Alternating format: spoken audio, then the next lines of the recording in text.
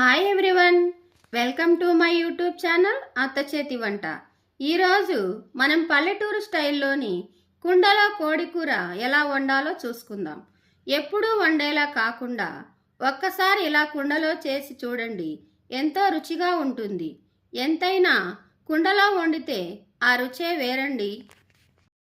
కావలసిన పదార్థాలు: చికెన్, ఉల్లిపాయ ముక్కలు, టమోటా ముక్కలు, కొబ్బరి పేస్టు, అల్లం వెల్లుల్లి పేస్టు, గ్రీన్ చిల్లీ, నూనె, ధనియాల పొడి, కారం పొడి, ఉప్పు, పసుపు, చెక్క లవంగ, కరివేపాకు, కొత్తిమీర. కుండలో సరిపడే నూనె వేసుకొని స్టవ్ ఆన్ చేయండి. పొరపాటున కూడా వేడెక్కిన కుండలో నూనె వేయొద్దండి, లేకుంటే కుండ పగిలే అవకాశం ఉంటుంది. ఇప్పుడు వేడెక్కిన నూనెలో 2 తరిగిన ఉల్లిపాయలు వేసుకొని బాగా వేపుకోండి.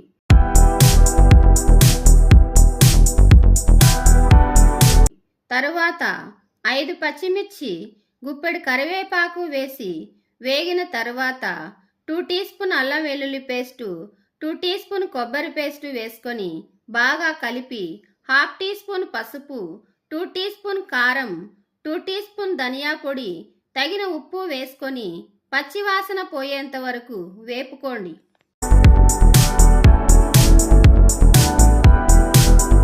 మసాలా వేగిన తర్వాత బాగా కడిగి ఉంచుకున్న చికెన్ వేసుకొని మూత పెట్టి మగ్గించుకోవాలి.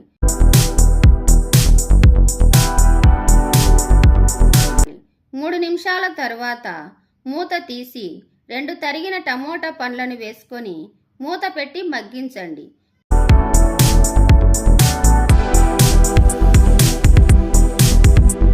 7 నిమిషాల తర్వాత 1.5 గ్లాస్ నీళ్లు పోసుకొని మూత పెట్టి మరో 7 నిమిషాలు ఉడికించుకోవాలి.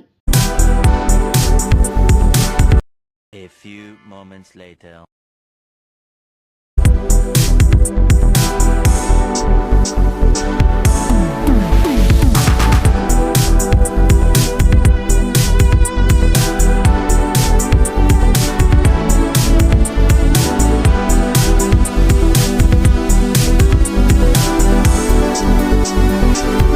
A few moments later.